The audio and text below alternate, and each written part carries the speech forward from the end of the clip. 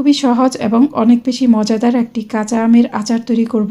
এর জন্য নিয়েছি 4টি মাঝারি সাইজের আমগুলোকে খোসা সহ এরকম লম্বা করে কেটে নিয়েছি। আচারের মশলা তৈরির জন্য প্যানে 2 চা চামচ 5 ফোড়ন ও 3টা শুকনা মরিচ চুলার কম আঁচে ভেজে নিব। মশলা থেকে যখন খুব সুন্দর একটা সুঘ্রাণ পাওয়া যাবে আর এর কালার অনেকটা চেঞ্জ হয়ে যাবে, সে পর্যায়ে নামিয়ে ঠান্ডা করে ব্লেন্ডারে আধ ভাঙা করে নিব। মশলাটাকে একদম মিহি করে গুঁড়া করা যাবে না। প্যানে পর্যাপ্ত পরিমাণ পানি গরম করে এখানে অল্প একটু হলুদের গুঁড়া ও কিছুটা লবণ দিয়ে দিলাম। পানিটা ভালোভাবে ফুটে ওঠার পর কেটে রাখা আম দিয়ে দিলাম। আমগুলো পুরোপুরি সেদ্ধ হয়ে যাওয়ার সাথে সাথেই পানি ঝরিয়ে উঠিয়ে নিতে হবে। প্যানে 1/3 কাপ পরিমাণ সরিষার তেল দিয়ে দিলাম। এখানে একটা তেজপাতা, 2টা শুকনা মরিচ, অল্প একটু কালো জিরা ও কিছু রসুন কুচি নিয়ে নিলাম। রসুন কুচি হালকা ব্রাউন কালার হয়ে গেলে এখানে অল্প একটু হলুদের গুঁড়া দিয়ে চুলার কম আঁচে ভেজে নিব।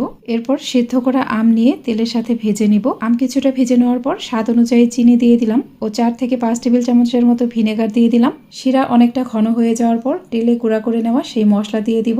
এখন চুলার মাঝারি আছে এটা জাল করে নিতে হবে আর আমগুলোকে আলতো হাতে উল্টে পাল্টে দিতে হবে। যেহেতু নরম আটির আম নিয়েছি তাই বেশি পরিমাণে আচার তৈরি করলে আমগুলো একদম গলে যাবে। শক্ত আটির আম নিলে আচারটা বেশি পরিমাণেই তৈরি করতে পারবেন। আর আমের পিসগুলোকে আলতো হাতে উল্টে পাল্টে দিতে হবে। আচারের শিরা অনেকটা ঘন হয়ে গেলে এটা নামিয়ে ফেলবো। ফ্রিজের নরমালে এই আচার 1 বছর পর্যন্ত ভালো থাকবে আর নরমাল তাপমাত্রায় এটা 1 মাসের মতো ভালো থাকবে।